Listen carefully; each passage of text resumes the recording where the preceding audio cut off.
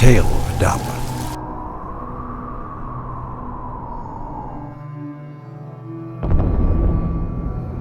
If the Old Testament appears straight out of the ancient texts of Babylon, no Sumerian myth tells of the fall of man as was told in the Bible.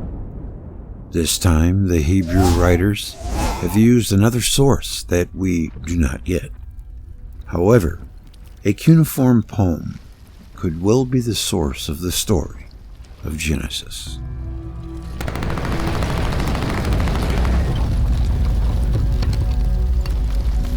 The tale of Adapa was found in two places in the ancient world: El Amarna in Egypt and the archives of the Egyptian kings, and in the encyclopedic library of the Assyrian king Ashur-banipal.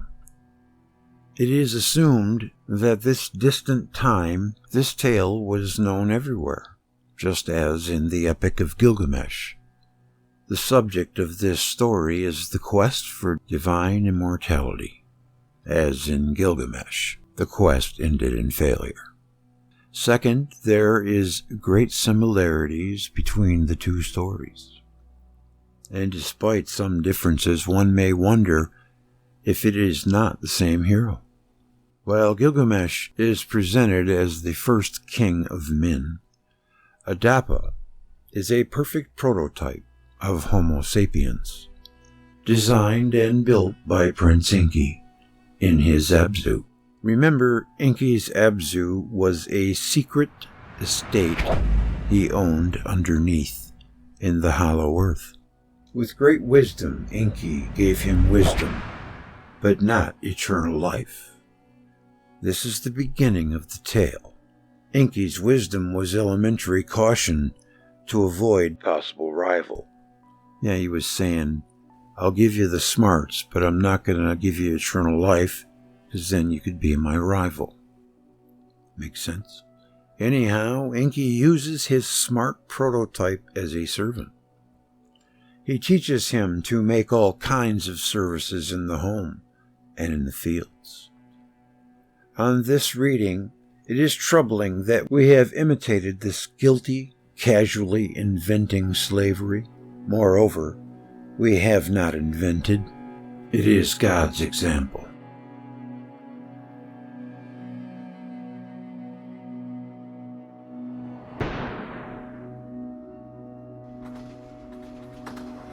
Adapa got no time to rest and had plenty of jobs: hunting, gathering, fishing for his master, cooking, and helping his prince like Friday with his white god Robinson. One day he was fishing. Adapa suddenly saw the south wind that rose and flooded the boat. In the great danger of capsizing, Adapa lost his temper and broke the wing of the south wind. How can the wing of a wind be broken? Everyone knows that the wind does not need wings to fly. Only birds have wings. Birds, insects, angels, and airplanes. The myth of Zu, another Sumerian poem, confirms this track. Zu is struggling with the gods, who send him several weapons to beat him.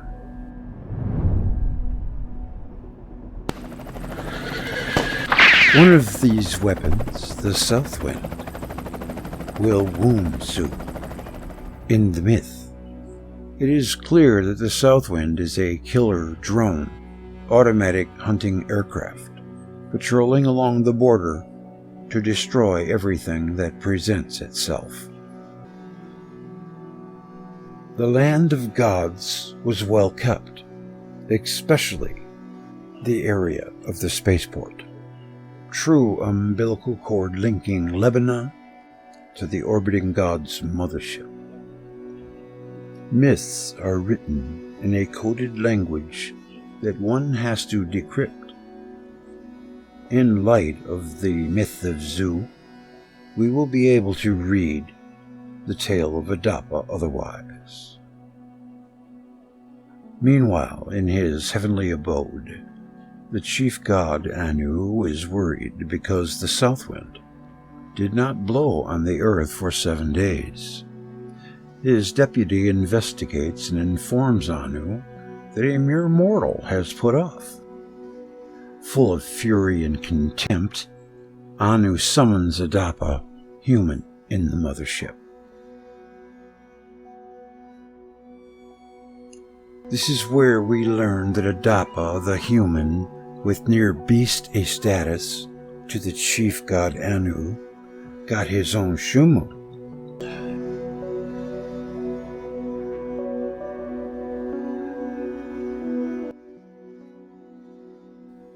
A Shumu was a personal space shuttle he piloted perfectly.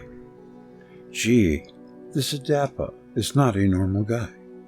Of course not, since he is a special prototype that Prince Inky has developed for, and the shuttle is included. Adapa also received weapons. Otherwise, how could he broke the wing of the south wind?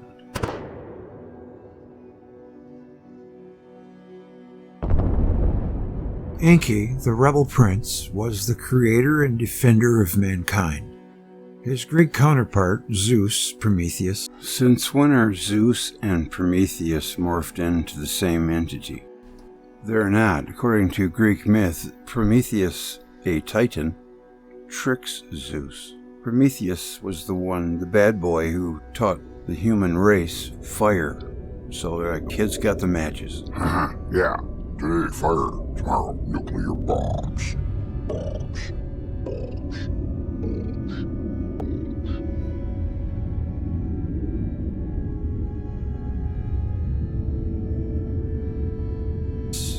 Brave in defense of his creatures, which will culminate in exile, but not in Russia, not beyond the Scythian plains. As stated by the Greek poet Aeschylus, Inky was exiled to America with his son and all his people. For now, the prince protects Adapa and briefs on how to behave in front of mighty Anu. Up there, he said to his protege, no funny tricks, you better remember it every single second. Then Prince Inky lavishes great advice. Thus, he hopes Adapa should be able to overcome the trials that Anu, his dear uncle, is sure to hand him. First tip, you won't go to Sipper, spaceport in Dilmun. Here, the gods are strong.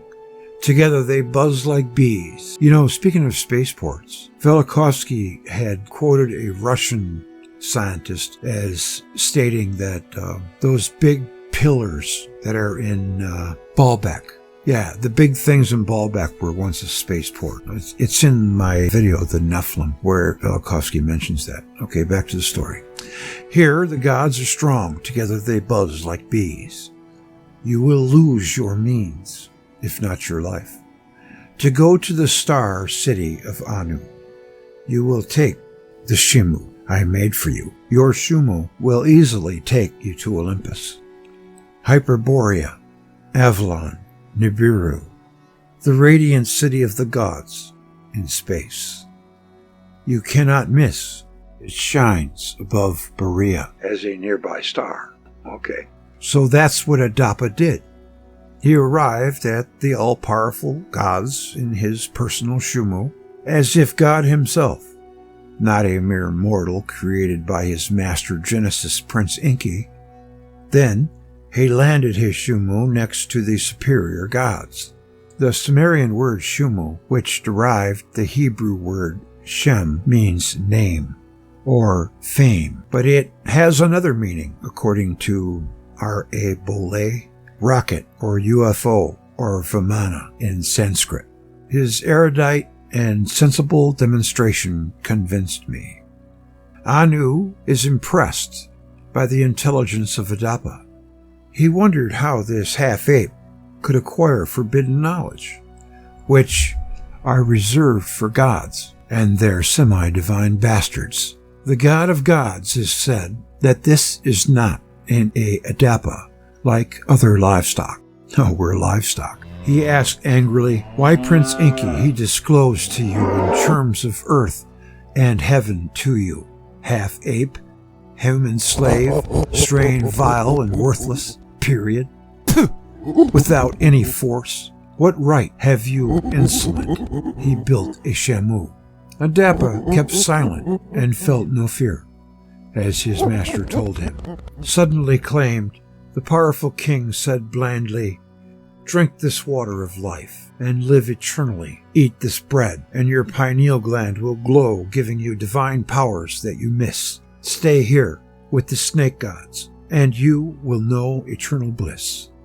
But to get it, he must renounce his human appearance and agree to become reptilian like all the eternal gods. Inky warned Adapa to refuse any food, any drink, if he wanted to come back to Earth safe and sound. The pineal gland is also called the Gland of Awakening. It can be concluded that the water of life of the gods was a magic potion that gives enlightenment, and his divine pouvoirs and eternity and youth. For that matter, Sumerian priests are represented with the situla, or brandy bucket, in one hand, while the other hand they rise a pine cone at the height of their eyes. It's not a fruit or anything that may be eaten, as some scholars have imagined. This is the pineal gland. This gesture means enlightenment. Adapa hastened eternal life, tempting gift.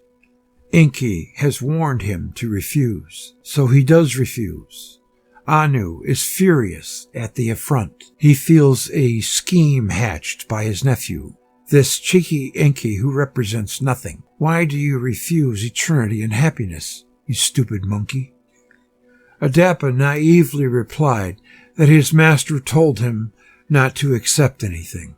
That does not calm the anger of the god of gods. Anu sends an archangel to punish this dog Inky. Adapa is said that his last hour has come. Anu relented. It was too late to Adapa symbolically. The man had missed his chance to have eternal life. Adapa returned to Earth, a journey during which he saw the wonders of space. As Adapa could see the sky from horizon to zenith, he saw its glory. The end.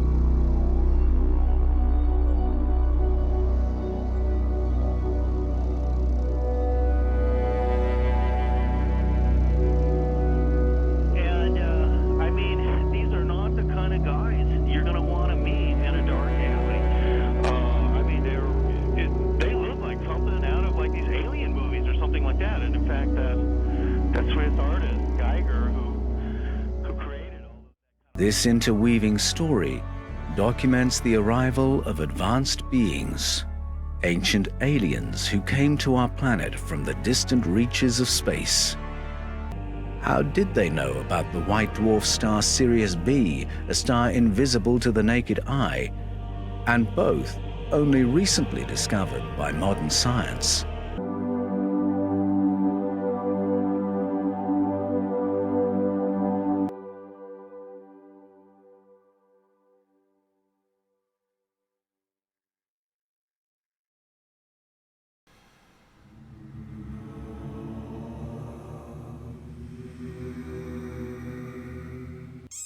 It sounds like a dog toy. But actually, this is the sonorous war cry